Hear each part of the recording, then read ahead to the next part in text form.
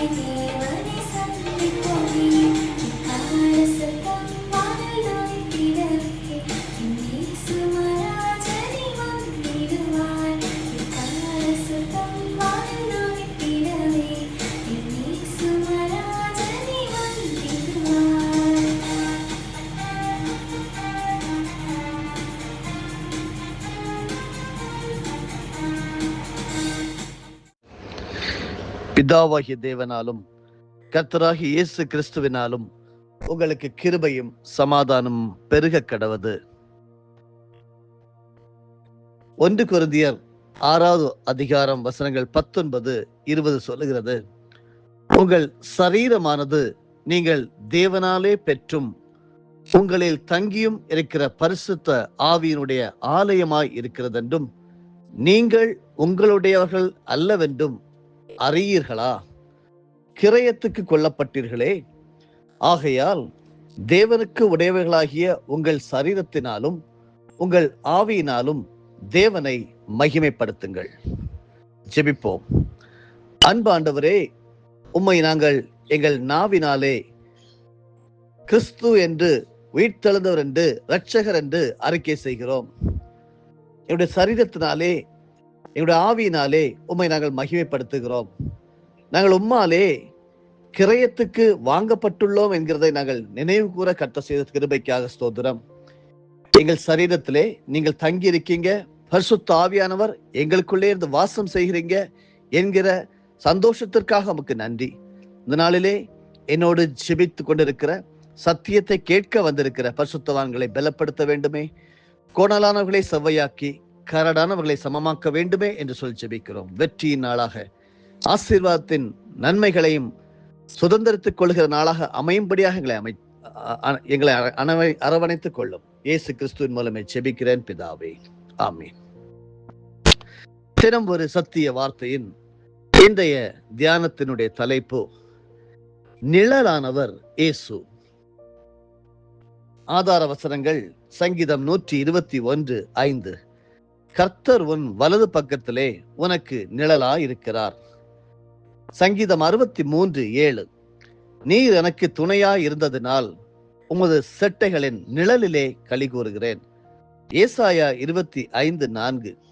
கொடூரமானவர்களின் சீறல் மதிலை மோதியடிக்கிற பெரு வெள்ளத்தை போல் இருக்கையில் நீர் ஏழைக்கு பலனும் நெருக்கப்படுகிற எளியவனுக்கு திடனும் பெரு வெள்ளத்துக்கு தப்பும் அடைக்கலமும் வெயிலுக்கு ஒதுங்கும் நிழலும் ஆனீர்.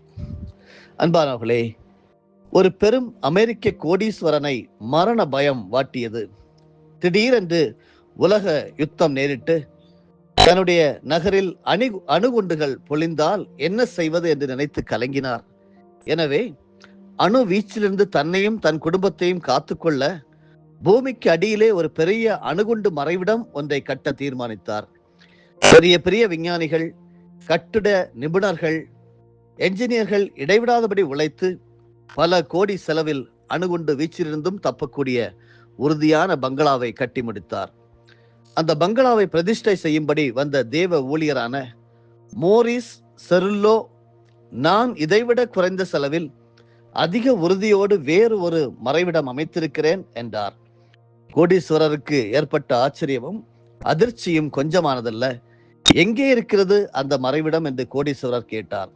அமைதியோடு போதகர் சங்கீதம் 91:4 திறந்து காட்டினார். அவர் தமது சிறகுகளாலே உன்னை மூடுவார், அவர் செட்டைகளின் கீழே அடைக்கலம் புகுவாய், அவருடைய சத்தியம் உனக்கு பரிசையும் கேடகமாகும் என்று சொன்னாராம். எப்படிதான் உன்னதமானவருடைய நிழலில் அடைக்கலம் புகுந்தார் என்றும் அவரது சட்டைகளே அந்த ஊழியக்காரருக்கு நிழல் என்றும் போதகர் விளங்கிய போது வாயடைத்து நின்றான் அந்த கோடீஸ்வரன். சிலர் உலகத்தையும் உலகத்தில் உள்ள பொருள், ஆள்பலம், அந்தஸ்து, கல்வி தங்கள் போராட்டங்களுக்கு நிழல் தரும் என்று நம்புவது எத்தனை தவறு! என் வாக்கை கேளாமல் பார்வோனின் பலத்தினாலே விலக்கவும் எகிப்தின் நிழலிலே ஒதுங்கவும் வேண்டும் என்று எகிப்துக்கு போகிறவளுமாகிய முரட்டாட்டம் உள்ள புத்திரருக்கு ஐயோ என்று கர்த்தர் சொல்லுகிறார். ஏசாயா 30:2 படிக்கிறோம். கர்த்தர் உங்களுக்கும் எனக்கும் எப்படிப்பட்ட நிழலாய் இருக்கிறார் என்கிறதை சில தலைப்புகளின் மூலமாக நாம் தியானிப்போமா? முதலாவது தலைப்பாக கன்மலையின் பாதுகாப்பான நிழல். ஏசாயா 32:2 சொல்லுகிறது, அவர் விடாய்த்த பூமிக்கு பெரும் கன்மலையின் நிழலாகவும் இருப்பார் என்று சொல்லப்பட்டிருக்கிறது.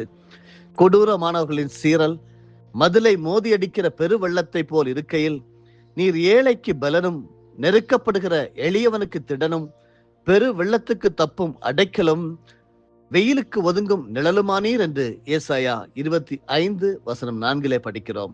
அன்பானவர்களே, ஆண்டவர் உங்களுக்கு அருமையான கன்மலையின் நிழலாய் இருக்கிறார். கன்மலையின் தண்ணீரால் தாகத்தை தீர்க்கிறார். ஞான கன்மலையாய் உங்களோடே கூட வருகிறார். கன்மலையின் தேனினால் உங்களை போஷிக்கிறார். மட்டுமல்ல, கன்மலையின் நிழலாய் உங்களை பாதுகாக்கிறார்.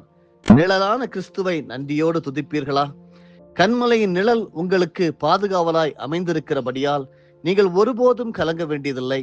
மகா ஞானமுள்ள குழி முசல்கள் தங்கள் வீடுகளை கன்மலையிலே தோண்டி வைக்கின்றன. கன்மலையின் பாதுகாப்பிலிருந்து அவைகளை நரிகளோ ஆகாயத்து பருந்தோ பறித்து செல்ல முடியாது. உயர்ந்த பர்வதங்கள் வரையாடுகளுக்கும் கன்மலை குழி முசல்களுக்கும் அடைக்கலம் என்று சங்கீதம் 104:18 சொல்லுகிறது. நீங்கள் எந்த நிழலில் அடைக்கலம் புகுந்திருக்கிறீர்கள்? பணமா, செல்வமா, செல்வாக்குகளா, அல்லது கன்மலையாகிய கிறிஸ்துவா? கிறிஸ்துவே கன்மலை என்று வேதம் சொல்லுகிறது. 1 கொரிந்தியர் 10:4 நாம் இதை படிக்கிறோம். அவரே பெருங்காற்றுக்கு புகலிடம், கொடுமையானவர்களின் சீரலுக்கு மறைவிடம், தேவ பிள்ளைகள் ஒவ்வொருவரும் இளைப்பாறும் இடம், கன்மலையின் வெடிப்புகளின் நிழலிலே தங்குகிற புறாவாய் அவரது ஐங்காயங்களுக்குள் மறைந்து கொள்வீர்களாக. ஒரு முறை அருமையானவர்களே, ஒரு சுவிசேஷகர் மலைப்பகுதியில் ஊழியம் செய்துவிட்டு திரும்பி வந்து கொண்டிருந்தார். ஒரு காட்டுப்பாதை அது. திடீரென்று ஒரு கரடி அவரை கண்டு துரத்த ஆரம்பித்தது. தன் உயிரை பிடித்துக்கொண்டு மிக மிக வேகமாக ஓடினார். கரடியும் விடாமல் துரத்தி கொண்டே வந்து அவரை மிகவும் நெருக்கிற்று. இனி தப்ப முடியாது என்று உணர்ந்த சுவிசேஷகரின் கண்களில் ஒரு பாறையின் பிளவு தென்பட்டது. உடனே அந்த கன்மலையின் பிளவில் தன்னை சரித்து புகுத்தி மறைத்து கொண்டார். காட்டுக்கரடியால் உள்ளே புக முடியவில்லை. அந்த பாறையில் மோதி மோதி பார்த்துவிட்டு உருமிக்கொண்டே ஓடி விட்டது. அவருக்கு ஏற்பட்ட மகிழ்ச்சிக்கு அளவே இல்லை. பாறையிலிருந்து அந்த பிளவு கிறிஸ்துவின் காயங்களின் பிளவே என்பதை அவர் அறிந்தபோது அவர் உள்ளம் உருகிற்று. நந்தியால் ஆனந்த கண்ணீர் சொரிந்தார். பிளவுண்ட மலையே புகலிடம் ஈயுமே என்ற பாடலை அவர் நந்தியோடே அங்கே ஏற்றினார். ஆமருமையானவர்களே, பக்தர் நிழல் அவரே. தேவ பிள்ளைகளே, தீய எண்ணங்கள் உங்களை துரத்தும் போது, விட முடியாத கெட்ட பழக்கங்கள் வேதனைப்படுத்தும் போது, அசுத்தமான எண்ணங்களும் ஆபாச நினைவுகளும் விரட்டும் போது கன்மலையின் நிழலிலே வந்து அடைவீர்களாக. சங்கீதக்காரராகிய தாவீது சொல்லுகிறார், நீர் எனக்கு துணையா இருந்ததினால் உமது செட்டைகளின் நிழலிலே களி கூறுகிறேன் என்று சங்கீதம் 63:7 நாம் படிக்க முடிகிறது. கர்த்தர் உங்களுக்கும் எனக்கும் எப்படிப்பட்ட நிழலா இருக்கிறார்? இரண்டாவது தலைப்பாக ஆறுதலான கிருபையான நிழல் என்று பரிசுத்த வேதாகமும் நமக்கு கற்றுத் தருகிறது. தேவனே, உம்முடைய கிருபை எவ்வளவு அருமையானது, அதனால் மனுப்புத்திரர் உமது செட்டைகளின் நிழலிலே வந்தடைகிறார்கள் என்று சங்கீதம் 36:7 படிக்கிறோம் அல்லவா? கிருபையின் நிழல் எவ்வளவு இனிமையானது, எவ்வளவு ஆறுதலானது!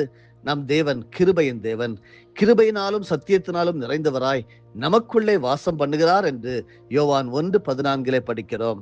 மட்டுமல்ல, கிருபையாய் நமக்காக கல்வாரிக்கு சென்று சிலுவை மரத்தின் நிழலிலே நமக்கு அடைக்கலம் தந்தருளுகிறார். சிலுவையின் நிழலில் அனுதினமும் அடியான் சாய்ந்து இளைப்பாறிடுவேன் என்று மனதுருக பாடும்படி சிலுவை அத்தனை இனிய நிழலாக நமக்கு அமைந்திருக்கிறது. தன்னையே தியாகம் பண்ணி தன் நேசத்தின் உச்சிதத்தை நிழலாக்கி தருகிறவர் இயேசு. தன் அண்டை ஓடி வருகிற எந்த பாவிக்கும் நிழல் கொடுத்து ஆறுதல் படுத்தி ஆசீர்வதிக்கிறவர் இயேசு. ஒருவனையும் புறம்பே தள்ளாதபடி தன் செட்டைகளின் இனிய நிழலை விரித்து வைத்திருக்கிறவர் இயேசு. உன்னதமானவனின் மறைவில் இருக்கிறவன் சர்வ வல்லவருடைய நிழலில் தங்குவான் என்று சங்கீதம் 91:1 கற்றுத்தருகிறது அல்லவா? கோடையின் பயங்கரமான வெயிலில் நிழல் கிடைக்காமல் இரு மான்கள் அலைந்து கொண்டிருந்தன. தாங்க முடியாத வெப்பம், சுட்டரிக்கும் வெயில், தன் பெண்மான் தவிப்பதை கண்ட ஆண்மான் தான் அப்படியே ஓரிடத்தில் நின்று கொண்டு தன் நிழல் கீழே விழும் பகுதியில் தன் துணைமானை படுக்க வைத்தது. பகலின் வெயில் சாய்ந்து போக மட்டும் அந்த பெண்மான் அந்த நிழலிலே படுத்து உறங்கியது. சங்க இலக்கியத்தில் வரும் இந்த காட்சி நமக்கு கிருபையின் நிழலை நினைவூட்டுகிறது அல்லவா?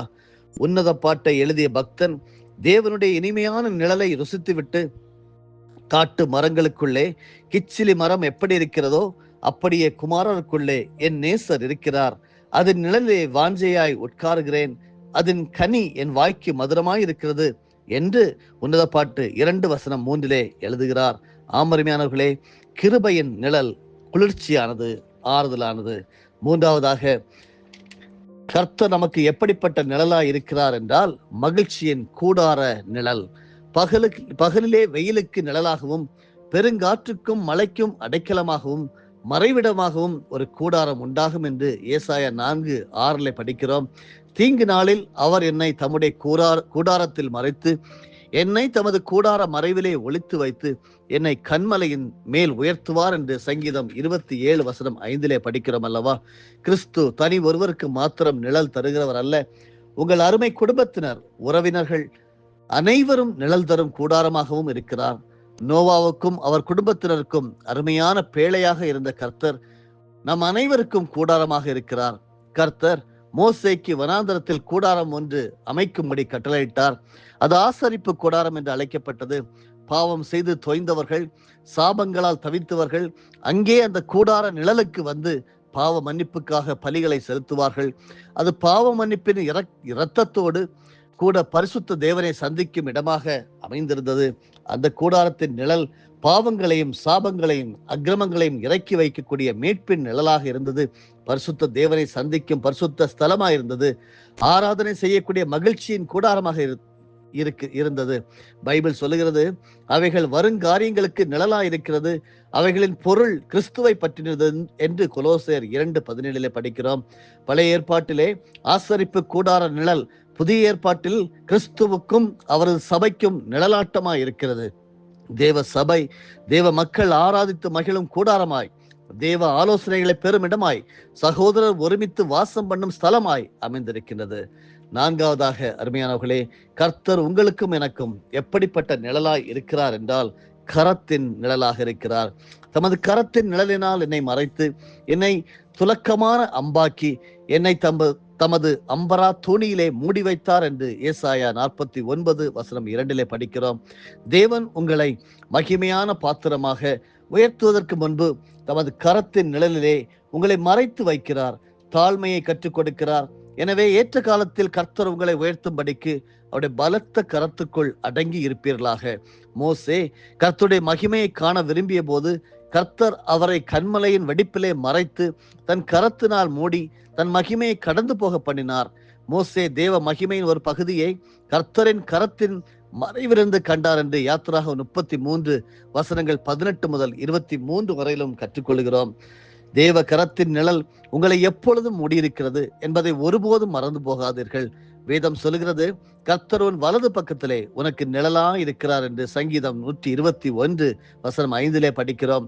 உன் தேவனாகி இருக்கிற கர்த்தராகிய நான் உன் வலது கையை பிடித்து பயப்படாதே, நான் உனக்கு துணை நிற்கிறேன் என்று சொல்லுகிறேன் என்கிறார் ஏசாயா 41:13 தேவ பிள்ளைகளே, தேவ கரத்தின் நிழல் உங்கள் மேல் விழுகிறது, பரிசுத்த ஆவியானுடைய நிழல் உங்கள் மேல் அசைவாடுகிறது.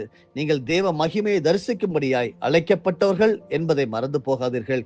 கர்த்தர் உங்களுக்கு துணை நிற்கிறார், அவரது வலதுகரம் பராக்கிரமம் செய்யும். கடைசியாக தேவன் உங்களை எப்படி நிழலாக காக்கிறார் என்றால் நித்திய நிழலாக. கர்த்தர் நித்தியமானவர் மட்டுமல்ல, உங்களுக்கு நித்திய நிழலானவர். நகரத்து வீதியின் மத்தியிலும் நதியின் இரு கரையிலும் 12 விதமான கனிகளை தரும் ஜீவ விருட்சம் இருந்தது. அது மாதந்தோறும் தன் கனியை கொடுக்கும். அந்த விருட்சத்தின் இலைகள் ஜனங்கள் ஆரோக்கியம் அடைகிறதற்கு ஏதுவானவைகள், இனி ஒரு சாபமும் இராது என்று வெளிப்படுத்தின விசேஷம் கடைசி அதிகாரம் 22வது அதிகாரம் வசனம் 2, 3 நாம் படிக்கிறோம் அல்லவா? அன்பானவர்களே, தேவனுடைய பிள்ளைகளே, நிலையற்ற இவ்வாழ்விலே நிலையான நிழல் தரும் கிறிஸ்துவை பிடித்துக் கொள்ளுங்கள். கண்மலையாகிய அவரது நிழலிலே, அவரது கரத்தின் நிழலிலே, கூடார நிழலிலே, கிச்சிலி மரத்தின் நிழலிலே, கிருபையின் நிழலிலே மறைந்து கொள்ளுங்கள். அவரது சட்டைகளின் நிழலில் அடைக்கலம் உண்டு, ஆரோக்கியம் உண்டு. அவரது சட்டைகள் நித்திய வாசஸ்தலங்களுக்கு உங்களை சுமந்து செல்லும். அங்கு என்றும் மகிழ்ச்சியோ மகிழ்ச்சி. தேவனே உமக்கு மகிமைப்படட்டும், உம்முடைய நாம மகிமைப்படட்டும். ஆமேன். ஜெபிப்போம். எங்கள் வலது பக்கத்தில் எங்களுக்கு நிழலா இருக்கிற இயேசு கிறிஸ்துவே, நீர் எங்களுக்கு துணையா இருக்கிறதுனால் உம்முடைய செட்டைகளின் நிழலில் நாங்கள் களி கூறுகிறோம். அப்பா ஸ்தோத்திரம். ஆண்டவரே, பெருங்காற்றுக்கும் பெரும் வெள்ளத்துக்கும் தப்புவிக்கிற அடைக்கலமாக, வெயிலுக்கு ஒதுங்கும் நிழலாக நீங்கள் இருக்கிறதுக்காக ஸ்தோத்திரம். நித்திய நிழலாக, கரத்தின் நிழலாக, மகிழ்ச்சியின் கூடார நிழலாக, ஆறுதலான கிருபையின் நிழலாக, கண்மலையின் பாதுகாப்பான நிழலாக எங்கள் வாழ்க்கையிலே வந்திருக்கிறதுக்காக நன்றி. உம்முடைய நிழலிலே ஆண்டவரே, உம்முடைய மார்பிலே சாய்ந்து நாங்கள் தூங்க ஒவ்வொரு நாளும் கிருபை செய்திருக்கு. தொடர்ந்து அப்படியே காத்துக்கொள்ளும். இயேசு இரட்சகர் மூலமா ஜெபிக்கிறோம் ஜீவனுள்ள நல்ல பிதாவே, ஆமேன். என் ஆத்துமாவே கர்த்தரை ஸ்தோத்தரி, என் முழு உள்ளமே அவருடைய பரிசுத்த நாமத்தை ஸ்தோத்தரி. என் ஆத்துமாவே கர்த்தரை ஸ்தோத்தரி, கர்த்தர் செய்த சகல உபகாரங்களையும் மறவாதே. ஆமேன்.